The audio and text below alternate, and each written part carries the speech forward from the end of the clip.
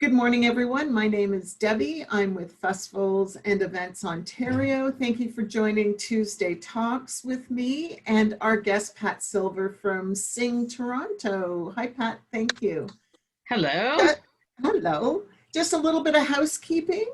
We are going to be recording this. If you have any questions, do one of two things. Either unmute yourself and ask a question, which I think with us sharing the presentation, we may not see you, so you may have to unmute yourself and speak up, or put it in the chat and I will ask Pat any questions that you may have. That's it for housekeeping. And so our guest today is Pat Silver from Sing Toronto. I've known Pat for many years. Well, actually, since I joined FEO 16 years ago, Pat. So that's how long you and I have known each other. So welcome aboard. Why don't you introduce yourself, who you are, and a little bit of your background. Okay, Jay, we can go to the second slide. It says about, and we should put the slides up on the screen. There we go. All right, so thank you. So we can go to the second slide. And that is me. It's an old picture. I am the co-founder of Sing, the Toronto Vocal Arts Festival. We are Canada's only major a cappella festival. A cappella has really taken off, you might know this, in the last 10 years that we've had a festival. We happen to be in the right place at the right time, which is amazing.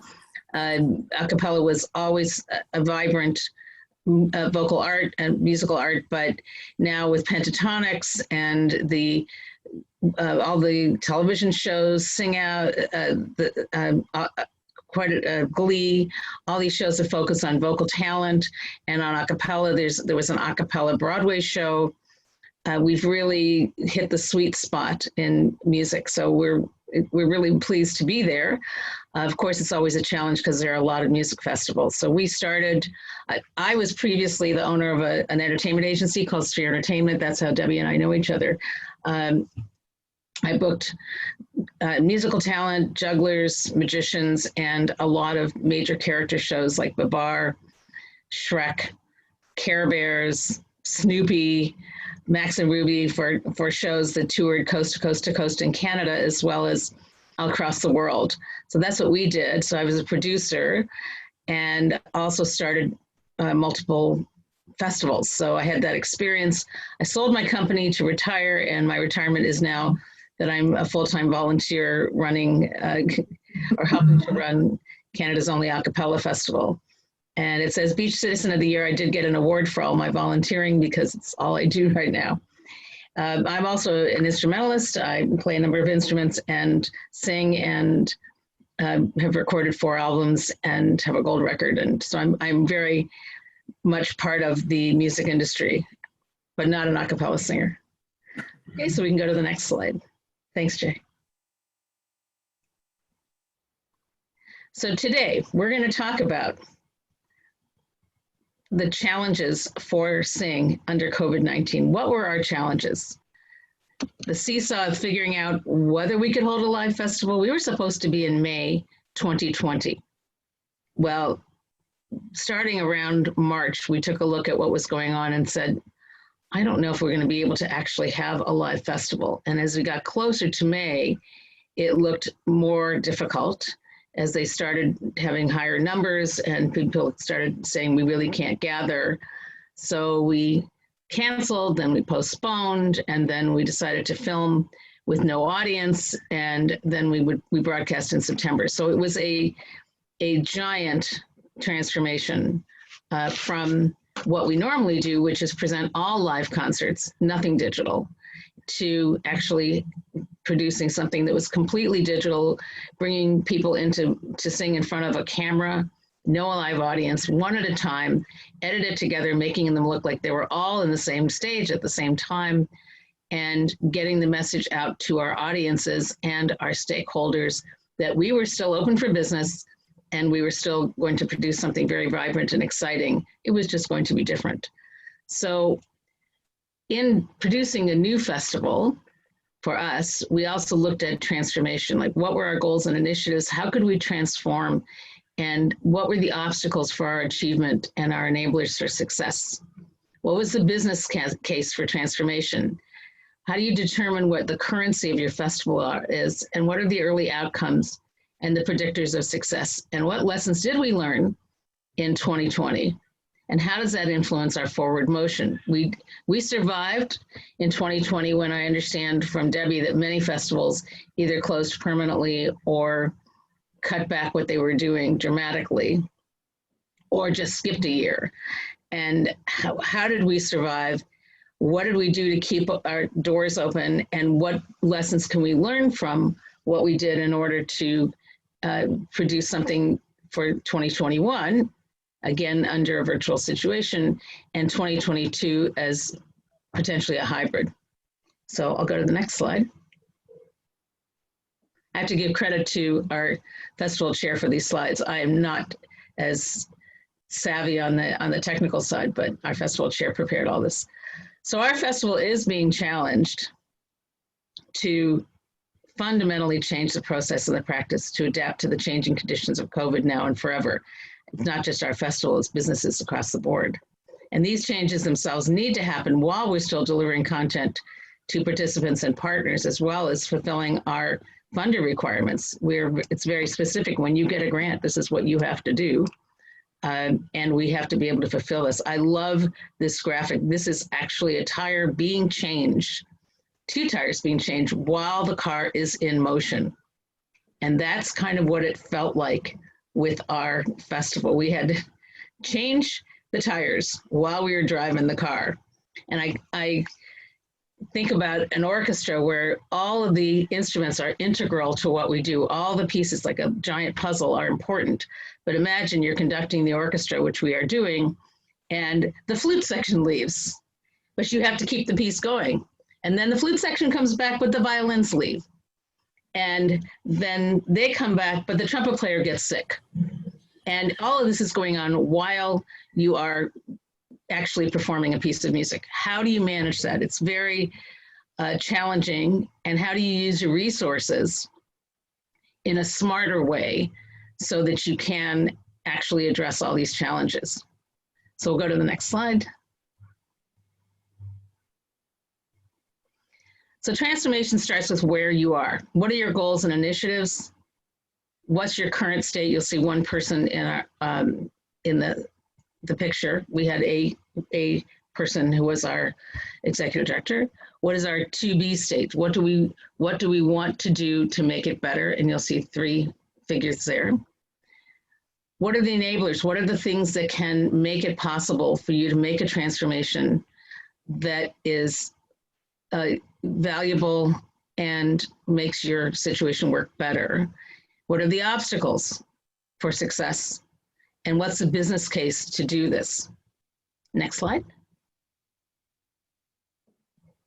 So we started by examining and revising our long-term strategic plan and the pathway for success with that plan. We've always had a long-term strategic plan. From day one, we sat down and said, what do we want this festival to look like year 1, year 2, year 3, year 4, et cetera. And we've tried to stick pretty close to the plan, making adjustments as we have opportunities or as we learn lessons from things that we've done and find a way to do things better. Our new executive director met with our board members to assess our current situation and make another plan. What could we achieve reasonably in 1 year, 2 years, 3 years, 5 years, and 10 years, especially under these new conditions in a digital world, which was never in our original plan. So now you have to go back, take a look, and see what you can do now.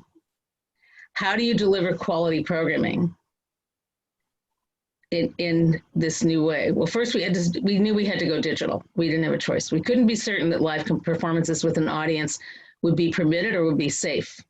And that meant rethinking the artists that we had planned. Who could provide us with footage? Who could we bring to an empty theater and safely film? Who was willing to do that? Who was COVID safe? And who would be a good enough performer to manage without that audience applause and the relationship with the live audience. what groups could still rehearse. That was limiting because once COVID hit, people couldn't gather. And with a cappella, they have to rehearse in person. What do we do? Can I ask you a quick question on that? Is that really a challenge for, since I'm not a performer, to be able to perform without the feedback from the audience? I mean, are there groups that can't do that? I think it's really hard. First of all, it depends on what you're doing. If you are a group like Cantabile out of the UK and what they do is a lot of comedy, okay, there's no laughter, they can still do it, but it makes it really tough.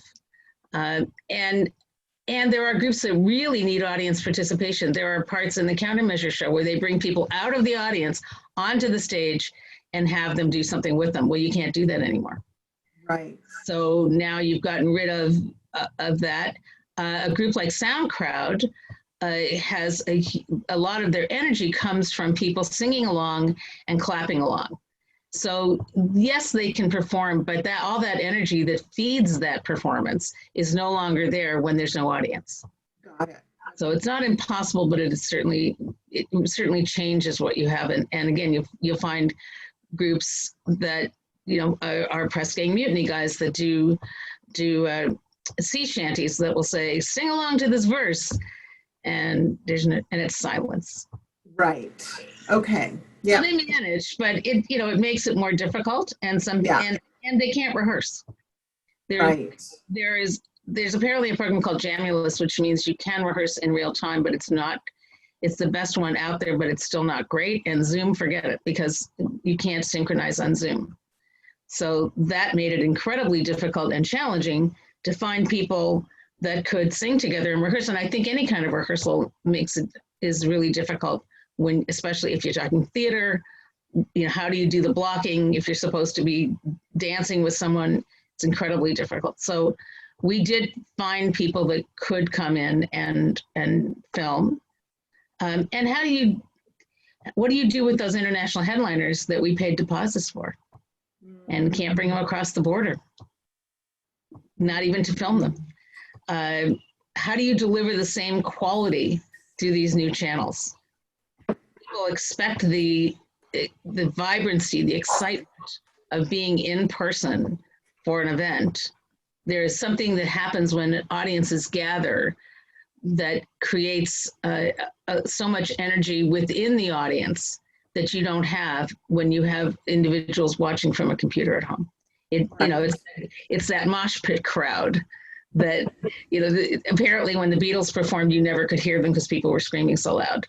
Well, that's the energy that just doesn't happen when you have a digital program. So you have to figure out how do you replace that? How do you make it vibrant and vital?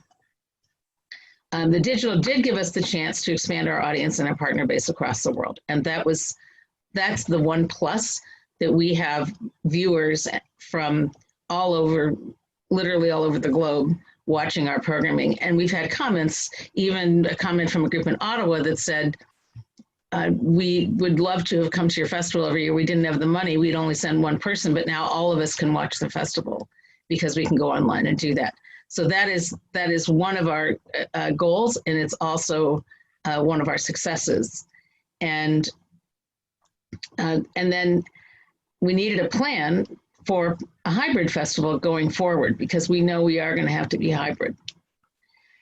We know that from surveys, and I've been in many of these calls where various companies have put out surveys to people about when will they come back to live concerts. And it seems in the overall, there's a percentage of people that say they will never come back to a live event. They just won't. It's a small percentage, but it tends to be an older cohort, and a lot of our programming is geared to an older group. So that's an issue. And there are some people that say they would come back to a live event, but only after everyone is vaccinated. Well, there's some vaccine hesitancy out there. So that's also an issue. So we know we have to be hybrid. In 2021, we are strictly digital, and next year we will be hybrid. So right now, we had to assess what was the current state of our situation. What were our obstacles for success that resulted from the management structure that we had? We had a single-threaded executive leadership, an honorarium-based artistic leadership, and a generalist session-based volunteer board. Next slide, please. We looked at the challenges and the consequences of staying with the status quo with a single executive director. First of all, it was too much information for one person to handle. Many parallel tasks that needed to be completed were missed. They just were. And that person was expected to be a juggler, expected to be able to write grants and manage media and do contracting and assemble a program and write back to anyone who inquired and set up our ticketing. So that person had to be able to do everything, and that's just not a reasonable expectation. It was very hard to balance the workload given the ebb and flow of tasks, especially since we are seasonal. We couldn't scale up effectively during the festival and share the responsibilities. There was no one to share with. There was one person who had to do everything. And by the time we would hit the festival, that person had worked endless hours. We relied on a single source to drive structural innovation, and that person had no one to bounce ideas off of. Yes, there were a board, but your board isn't there every day. So it's one person in isolation, nobody to test ideas with. And it required hiring what we call a generalist for the position. One executive director meant less specialization, and tasks took longer and overall had a lower quality. And we could only draw on that one person's background for that person's experience in management. They might be very good at setting up a ticketing system, but know nothing about the a cappella singers or technology behind the scenes. Or they might be a really good tech person and know a lot about singers, but have never managed media. So that's a problem. How do you find somebody that knows everything? And a single collective board led to less engagement and slower decision-making. So we can go to the next slide. So our vision for the future means more and quicker responsiveness from each level. Our executive board is divided into small responsive teams, and it's stocked with the core principles of the festival, and there's troubleshooting across the teams. An expanded paid leadership means a division of positions to additional executive and artistic staff. So we have more hands on deck. And a reallocation of our funding to keep more different people, but fewer days per week for each person. Doesn't mean it costs more, it just means a more efficient use of resources. And our board is now less generalists and more specialists. So yes, we have general board meetings, but we also work more in leadership run teams in specific areas, such as volunteering, artistic advisory team. Our strategic planning team is stocked with a couple of engineers that are on our board. Our development team has people who have worked with funders and in grant writing. So those teams meet and they are the problem solvers and the think tanks that come back to the board and report and then engage the board through what they've discovered or what they've worked on.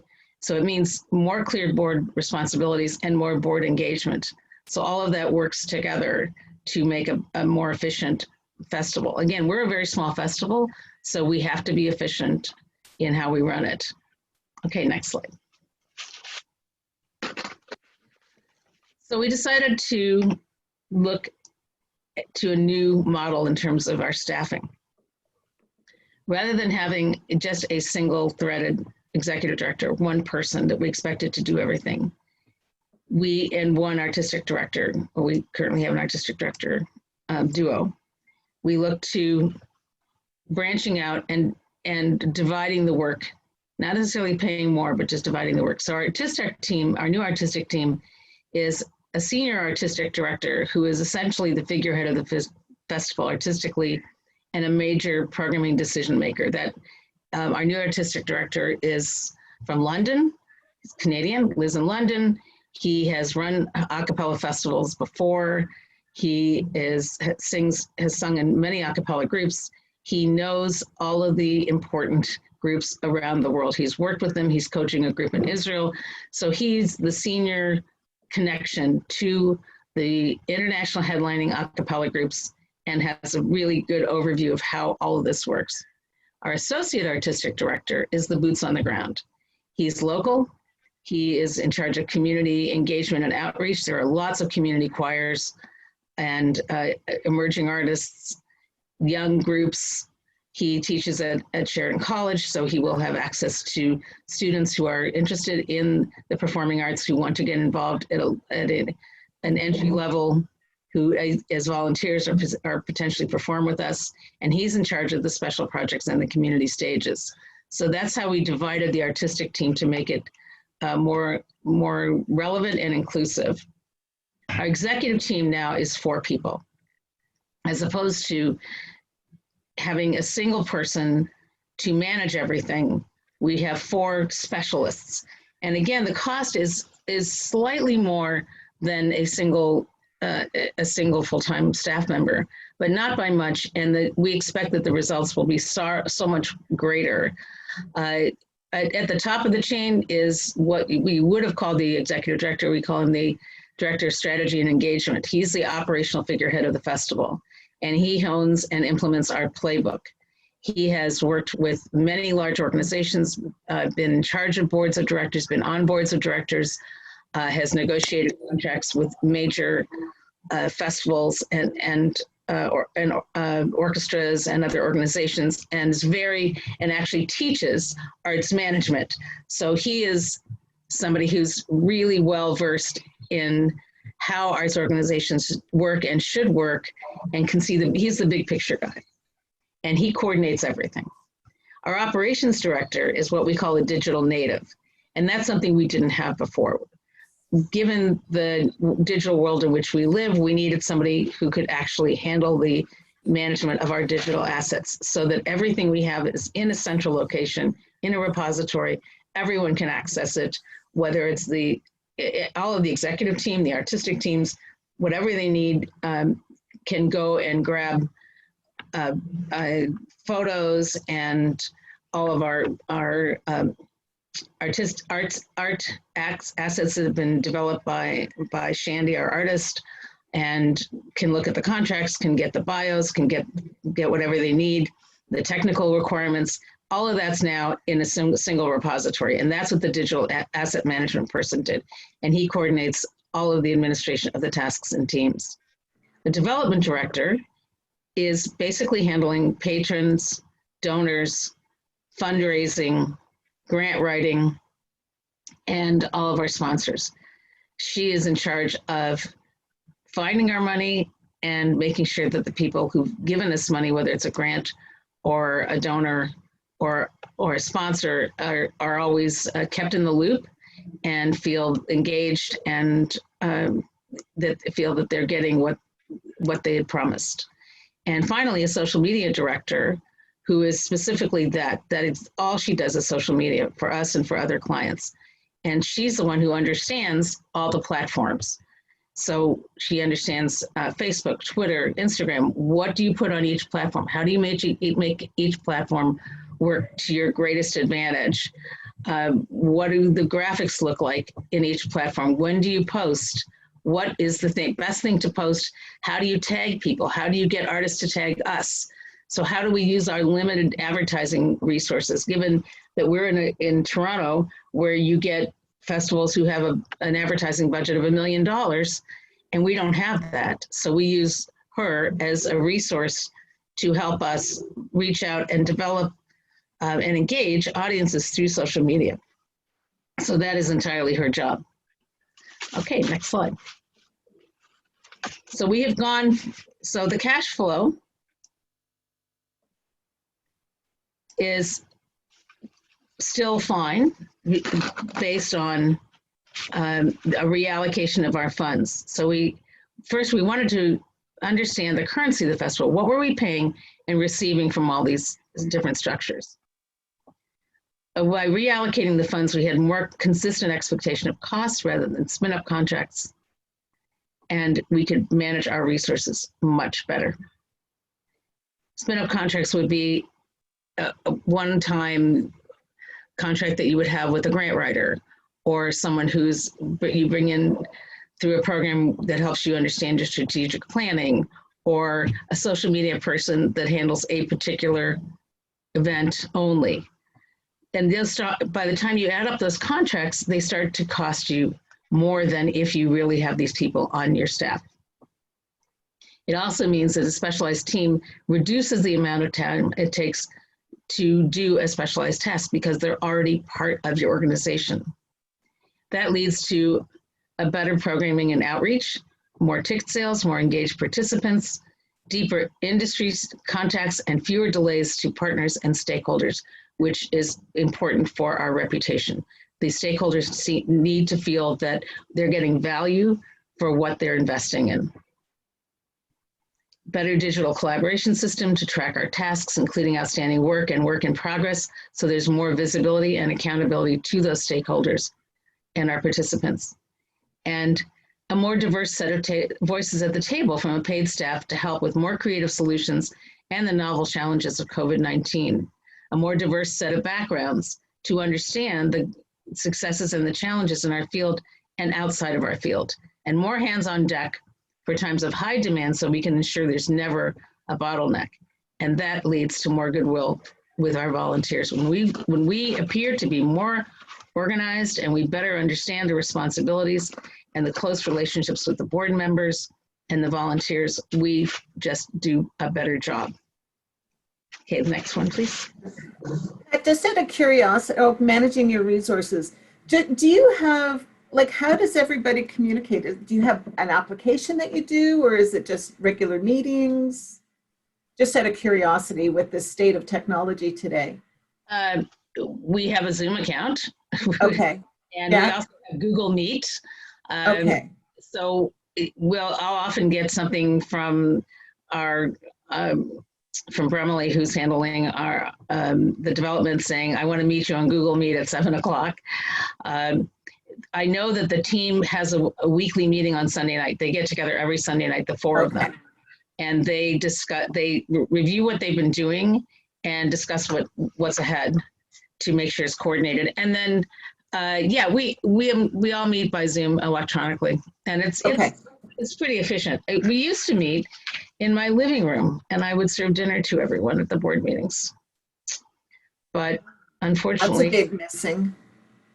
What's that? That would be a big missing right now. I know. It was, it was really a nice way to engage people and to keep people in a friendly environment when we had board meetings. We have a 17-member board that is the most collaborative board I've ever worked with. I've been on quite a number of boards, and we've never had a fight. We have no egos at the table, none. Everyone is just working for the same end result to make it great. We started with 7 of us. We each put $1,000 on the table, hoped that the festival would survive. And we've now grown to 17 people. We don't have to put in our own money, but we all work really hard and collaboratively, which is amazing. That's great, Pat. So what is the currency by which we live and die at the festival? Well, cash flow. We need the dollars to run our event, but by doing this, it's basically a net zero impact on the cost of the festival because we reallocated the funds. We were spending the money anyway. We just weren't spending it as smart as what we're doing now.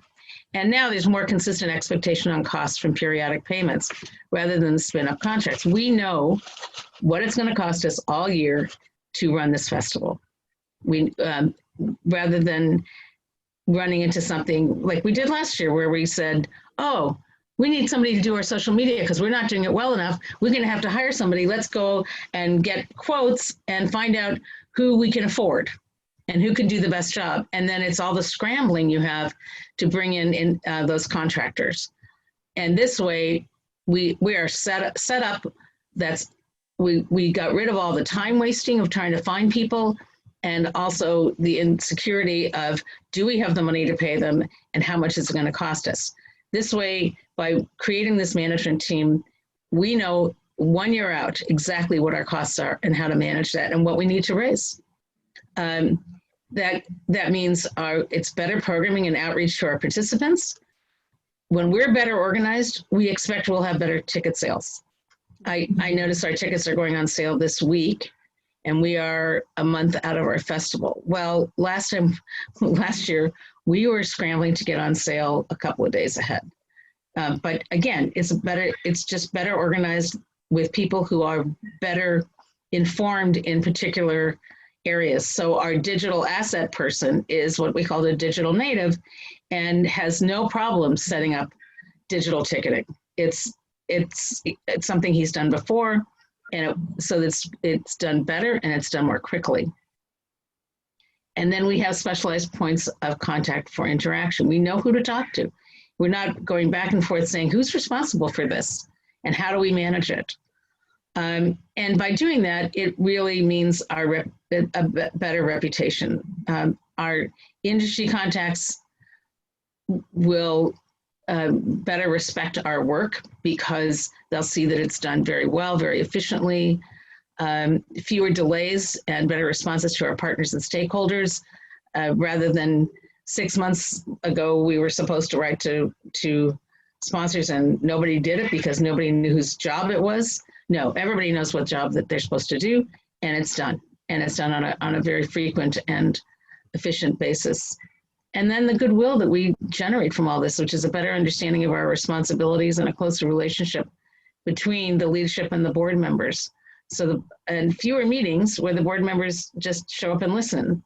But in this case, a lot of work gets done behind the scenes, and the board members are all very engaged to in their own portfolios, and then come with the reports and the recommendations. And we have, I think, more substantive discussions at the board level that lead to better decision-making and a better festival. And that's the sweat equity of the volunteers. So everyone is a volunteer on our board. So when you ask people to do something, you want to make it such that they have the resources and the support for what they're doing. So we can go to the next slide. So what is your business case for success? What matters to you as a festival or as an organization? What's your capital? We don't expect things to return to normal. What does normal even mean anymore? So we're building for what things will become, and hope, not just hope that they will be the way they were. You can't do that. Going on the defensive during a crisis is playing not to lose. We're not playing not to lose. We're playing to win.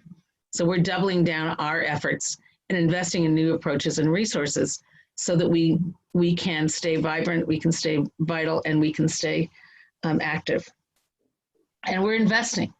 We're investing in specialists to create new channels and new mechanisms for collaboration. Even if it's not part of your traditional model, take a look at how you can do things better using the specialists model, and figure out what matters to you. What initiatives and outcomes do you want, and what is the currency that the stakeholders and the partners get from your program?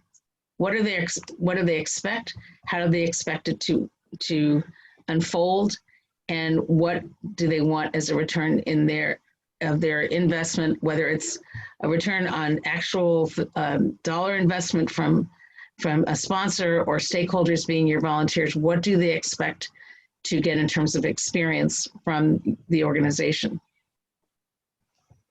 And the next slide is, I'll take questions. Thank you. Does anybody have any questions? I have a couple, but yeah, please just chime in if you do have any questions. One of mine is, so you feel, based on this presentation, that hybrid festivals are here to stay. Do you think that's going to be something that will continue on? I think you have to make a decision what you want to do with your festival. Some festivals, I'll talk about Beaches Jazz Festival because I live in the beach in Toronto. Their street festival is a street festival, period. You can't make a street festival virtual and have the same effect as 500,000 people shoulder to shoulder dancing in the street. It's just not going to happen. But I do think there is a place for some hybridity in festivals. And again, it depends on what are you able to do with your festival. This year we're not filming because we can't. We're not allowed to go into a venue. We had it all set up, but the new regulations say you cannot go into a venue and film, and for any reason. There's no live streaming allowed, nothing. So this year we're having to ask all of the artists to provide something to us. And our artistic directors, our current artistic directors, actually have a studio in their home. And because it's in their home, we're allowed to live stream from their home. So that's incredibly digital. Next year, I think that people will continue to look for things online. I mean, the advantage of being hybrid is you can reach an audience that you cannot reach in person. As I say, we have people watching us from all over the world, and we know that they're not going to fly in from Sweden or from Ottawa. If they don't have the money or the time or the resources, they're not going to do it, but they will take our workshops. We have workshops being presented this year by New York Voices, people from New York Voices, people from Rioton in Sweden, from somebody that does what's called cross pulse. It's body percussion. From Jeff Smith from Impact in California. We could not present those workshops in person every year because we couldn't fly all those people in. It would break the bank. So that's the hybrid piece that I think for us is really important, that we can provide workshops with some of the top people in the world by going virtual. And so we expect next year there will be a percentage of things like those workshops that are interactive, that people can take advantage of, that will be online. But then, of course, we will have some live performances because we still want to go back to the thrill of sitting in a theater and watching Take Six. I had people, when we presented them a few years ago, come out and say to me, I waited all my life for this concert, and I've always dreamed I could see them in person. So I think you can do both, but you have to be clever, and I think you need a technology person working for you. Got it. Okay, so my next question is, you just mentioned briefly sponsors. To have a worldwide audience, is that a benefit to your sponsors? Because sponsors are usually local, aren't they, or at least national? I think it depends on the sponsor and what they're trying to achieve. So, for instance, Long McQuaid is a sponsor. Mm-hmm. And they have stores coast to coast, and they give us their commercial. So we run their Long McQuaid's commercial, and Long McQuaid's musical instruments. You can see inside their store for 30 seconds. They've taken us on a tour of the store, and people from coast to coast in Canada can see what they can buy in this store. So it is a huge advantage to Long McQuaid to be able to run a commercial during our festival, and show the actual products rather than us showing their logo on our collateral material. Then you have a challenge of something like TD Bank. They have it's sponsors for us, but they don't operate outside of Canada for the most part. I think they have something in the Northeast US, but when we're talking international, it's not to their benefit. Or RJB Insurance, one of our sponsors, really operates only in Toronto. So it is not greatly to their advantage that we're international. However, I think there is a percentage of people who either they're amongst the people who say they're not going to ever come to something live, and they will watch us, and so those companies will get exposure locally, or people who are unable to attend live for various reasons. It could be economic, it could be logistical, that they don't have transportation, or they are housebound. So we're offering something to those people, even if it's just local people, that we could not have offered in any other way. And those sponsors, even if they're a local sponsor, are reaching out to local people in that way. Okay. I'm still waiting for people to pop up with questions. Kyle, yay, Kyle. Today's presentation is extremely impressive. And my biggest curiosity is, in watching the presentation, understanding, was this an internal audit done by your board or by your managers, or was it an external to really understand the workflow and the division of tasks and how you could really function well or function better as an organization? It was not external, it was internal. We happen to have an incredible board. Our chair of our board is, his title is Transformation Lead for a major international software company. He's a senior systems business process management specialist for an international software company. So he thinks like this. That's his full-time job.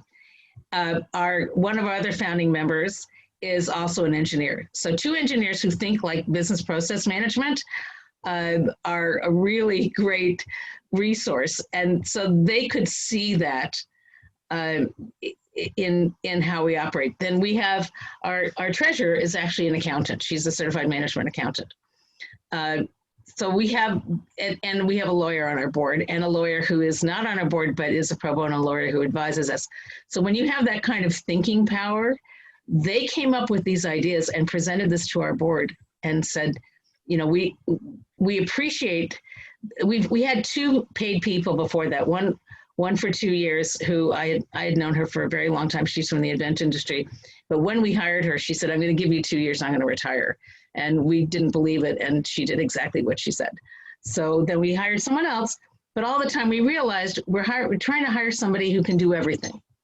And there's nobody out there that can do everything. You know, I have a lot of strength as an event manager, but digital native, are you kidding? There weren't computers when I was a kid.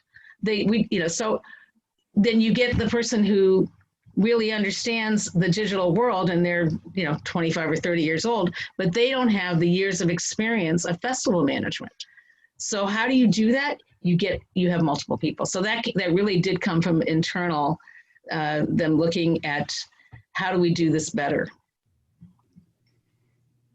Oh, that's fantastic. I have a follow-up question as well. Is your festival really taps into a community that has a really passionate and engaged community. Like, people from all over the world are so passionate about this, and there's been so much increased popularity from movies and television.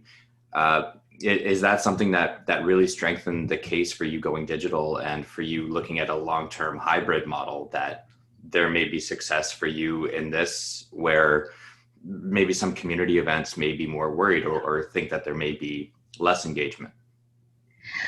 Well, I think the fact that we are, if you want to call it niche, has advantages and disadvantages. There are a cappella fans that go to every a cappella festival in the world. I mean, they literally, that's what they do.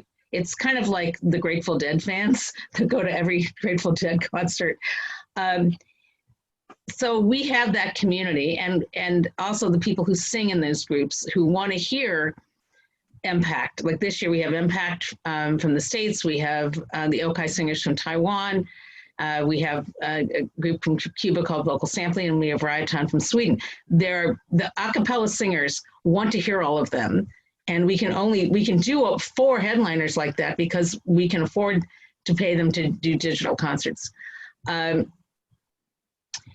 I still think there's a place for digital if you're a community organization. There's still going to be an access issue for people that can't get to the stage for so many reasons. They don't have transportation. They're housebound. They have some disability that makes it difficult for them to go places. They don't have the money, or they're hesitant to be in a crowd. So even if all you do is you film it and live stream it, I think you've been able to reach beyond your smaller borders to get the message out to your community and a greater community. Thank you, and I absolutely agree for your case on community events as well. I think I absolutely agree. What does Insert do? I don't know anything about it. Oh, I'm a performance company. Do festivals, events, music festivals, roaming still characters, busking shows, and help manage events as well. Awesome. Yeah, thank you. Yeah. So on the theme of hybrid still, Pat, what about volunteers? How does that impact? Like, if you're not going to have a live event this year, how does that impact your volunteers? And that is a challenge. We try to motivate volunteers to stay engaged. We have a silent auction. This is a commercial. Please look at our silent auction. It'll be posted on our website, singtoronto.com. I should have said that all the time. Singtoronto.com, look us up. And we ask volunteers to go out and find silent auction items. We have a few volunteers that are doing that. We ask volunteers to help us get our message out. So when you get close to the festival, please tag us on your social media. Please repost what we're posting. Please tell your friends. But a huge challenge is the reward for the volunteers. Our volunteer leaders get this hat. They get, I don't have it on me, but there's a beautiful apron that says "Sing." Hey, thanks, Jay. That everybody gets when they're volunteering. When we're totally digital, there's nothing we can really give them that makes them feel like they're part of that community. And also, volunteers often want to be at a concert. They want to be in the action and see what's going on. And that's really hard on a digital basis. So we're doing the best we can to engage people this year. I would love to get suggestions from people as to how to better engage volunteers for a digital program. And next year we'll be back in person, but it's pretty hard. And of course, then it puts the greater load on the 17 of us who are volunteers, who are the board members, because we're doing the heavy lifting without having the drivers and the people backstage doing the hospitality and the greeters and the people handing out programs. We don't have those people this year. Yeah, Dave. Yeah, Pat, one thing that you could really get your volunteers to do as well is with your social media, they can sell your festival for you, right? Like they're the influencers, get that information out there. And unfortunately, I think all of us, we don't use our volunteers to do that enough because, a lot of our people are really connected and they are influencers in other areas of their lives, but they don't really see the connection or always put the connection together to use that influencer base, for the good of the festival as well. So, that's just an idea. I had another question for you just based on last week's Tuesday talks. Let me just respond to that. Yeah. We did last year ask our volunteers to do exactly that. Tell your friends, tag us on social media, help us get the message out. A few people did it, but a lot of them didn't. Maybe they don't use social media enough, or maybe they didn't want to use their social media currency on our behalf. Yeah, and we have the same problem. We've got a lot of board members and members that, we try to encourage to do it as much as possible.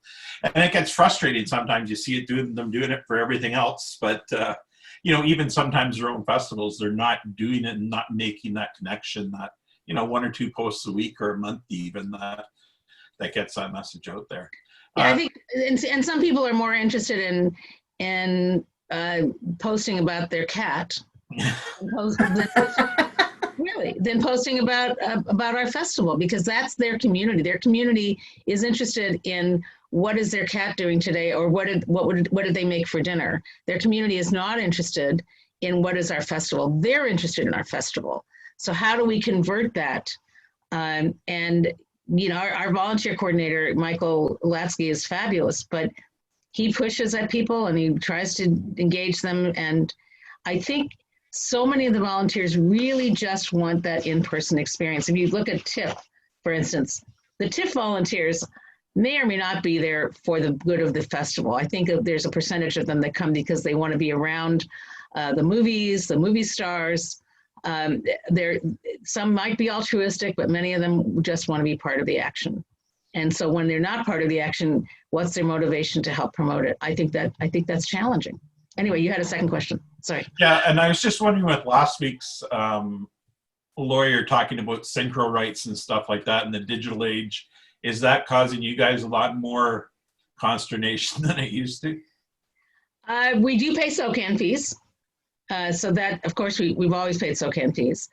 That's going to be interesting. We had our compilation video was taken down by Facebook because it was challenged by a music company. a major label, because there was, I think, 45 seconds of a song they claimed to own. Well, it turned out it was something like a Turkish folk song. Don't quote me, but it was a cultural folk song from one of our performers that clearly was not owned by this music company. But apparently, according to our chair, who's much more of a digital native than I am, because he's 36 and I'm not, he says that these companies do this all the time, that they just troll to see what they can claim, and if they might be successful. Well, we're challenging it, of course, because it's some obscure folk tune that isn't owned by anyone. So that is a problem. But we're continuing on the basis of doing these concerts without having to get all the additional permissions, because we believe that we're putting them out once. It's like it's live streaming. It's not the same as recording and then continuing to sell the recording. I think that's the difference. But yeah, we're keeping an eye on all the legal stuff. We have 2 lawyers. One who advises us. Very useful. Thanks, Pat. Any other questions, Dave? Oh, no, sorry, I forgot to turn my. No, that's okay. No, that's okay. All right. Well, it doesn't look like there's anything coming from the floor. Oh, Kyle, for social media sharing, it may be helpful to post content. Oops, I missed that. Post content your influencers may want to share with their followers. This may be some challenge with music rights, but it sounds like you could navigate this with your board expertise. So that's what. Yes, and we are posting content all the time that's created by the various groups. I mean, that's an interesting piece, that if we have Rioton, for instance, coming to our festival from Sweden, and we will post a video of Rioton, not at our festival, but here's something that's on their YouTube channel as a way of promoting the fact that they're coming. So do we have to pay to post what they're already putting on their YouTube channel and on their Facebook sites? I don't think so, because it's already out there. It's not something we have a financial benefit from, and it's strictly promotional. So I think this is a all new territory for all of these organizations. I was part of a talk about this several months ago, and the upshot was, this is new territory. We're all trying to figure this out. I think that's what's really going on. And then, of course, the other thing is a lot of our artists do original material, which is the best. When they do original material, it's so much better. So the other thing I will talk about in terms of digital that we're doing that we couldn't do in person, we're taking advantage of the medium by producing special shows that have archival footage and interviews. So our final night is going to be in conversation with Cadence. Cadence, if you don't know, is four guys. They call themselves 4 men and microphones. And they have been around for about 22, 23 years, performing across Canada and across the world as one of the top professional a cappella groups, certainly in Canada and very highly respected worldwide. And they decided to call it quits. I mean, it's one of the consequences of the pandemic. There's no work for these people, for any of these groups right now. One of them is moving away. So we're doing it in conversation with Cadence on our final night on Sunday, June the 6th. And you will see archival footage. They'll be talking live with our host, Heather Bambrick, who's an incredible broadcaster and singer. And we'll take questions from the audience. So that's something with virtual, we can do that. If we were live, I guess we could put up all of their archival footage on a screen. It would be more complicated, but we could. But by doing this, it means that people across the world can be in conversation with these guys, which is really quite wonderful. And the other thing we're doing that we're producing is a 10-year retrospective of Sing. What did we do for the past 10 years? So this is our 10th anniversary, and it will have archival footage of some of the wonderful moments that have happened in our 10 years. So that really, again, that's something we can do digitally, and we can show it to people across the world and to our funders, which is also kind of important that they see, you know, what have we been doing? Thanks, Gilbert. What have we been doing all this time with their money? And to show them actually the impact we've had in terms of, you know, overall probably 100,000 in our audiences, you know, not counting the worldwide digital, and what we've done with school groups, and we've produced school events that teachers have called life-changing, and we can kind of parade all that out in a 1-hour film production done by a young filmmaker named Kylia Scott Grimes, who's taking all this wonderful footage from 10 years and making it into something that people can see worldwide. So you use the medium, you know, Marshall McLuhan, the medium is the message. Use the medium to your best advantage. And then when you can go live with a Take 6 or Accent or, you know, some kind of wonderful production, we're hoping to bring in a group called Vocalocity from Israel next year. Then you present that and you have that excitement. But in the meantime, you still can, we're looking at producing films with animated films with audio that's strictly a cappella. So using that medium to our advantage. We'll see if we get funding, but you know, there's all kinds of exciting things coming down the pipe using the digital medium as well as planning for live. I think the other thing, and not being a lawyer, and I'm sure your lawyers would have different opinions, but you know, a lot of times it's easier to get forgiveness than it is permissions. And I think in these days and times, you know, forgiveness is abundant out there. So. Yeah, and you know, we're not Live Nation making tens of millions of dollars off of a Sting tour. I mean, you know, it's not who we are. We're kind of the little engine that could. We're a small festival doing big things, but certainly not at the level of these giant presenters where you're talking about millions of dollars changing hands. And I think that may also influence what people are expecting from us and what we are expected to do. And I think community festivals are, I'm hoping, are viewed differently than something at a Budweiser stage with a major international headliner. Anything else? We're going to wrap up in a minute. I was just going to offer a suggestion that just for your social media, if you are able to generate any original content, like if you do have a group that's coming and they're able to do maybe an exciting collaboration with another artist in advance, and you're able to post that through your channels, then suddenly you have them posting your content, increasing your reach, engaging the fans that they already have that now virtually they would be able to attend your digital event. I'm sure this is something that your committees and your board are already thinking of, but it's just something for anyone else on the call. It's just a way of them sharing what you're posting rather than you sharing what they're posting. Right, and we have it in our contracts with all of our artists that they have to do a very specific minimum number of social media posts and tagging us, and they're already doing that, which is really great.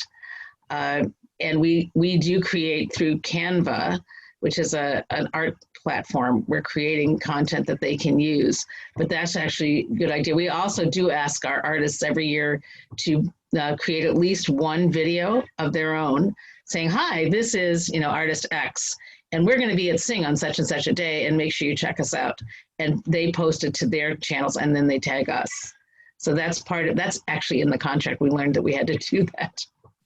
And the sea shanties are such a popular thing on social media these days. I mean, it's some of the best stuff I've seen this year. Oh yeah, yeah. Well, so do check us out, singtoronto.com. We're going to be from the 27th of May to the 6th of June. And we do have a business series. We'll have 3 days of free workshops, for people in the entertainment business, on funding, on how to make a living in the arts, and on promotion. So that'll be, it'll all be posted up on our website, singtoronto.com. please do come and spread the word about the business workshops that are free. And the rest of our festival is ticketed, but our tickets are very low. It's $50 for a festival pass for the entire 10 days and half price if you're a student or an arts worker. So we think we're delivering incredible value with international headliners. Thanks, Pat. Thanks, everyone, for your questions and for being here. Just a quick reminder, it's FEO's AGM next week at 9 a.m. on the 27th of April, Dave, I think it is. And so if you're a member, please make sure you join us. You would have gotten an email on that.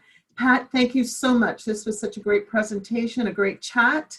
And thank you for everything. And we will see you all next week, by the way, sorry, as well. We're going to be replaying one of our Tuesday talks from our summit. So there won't be a live Tuesday talks, but there will be a re-recording of one. So with that, I thank you all so very much, and we'll see you in a couple of weeks. Thanks, bye.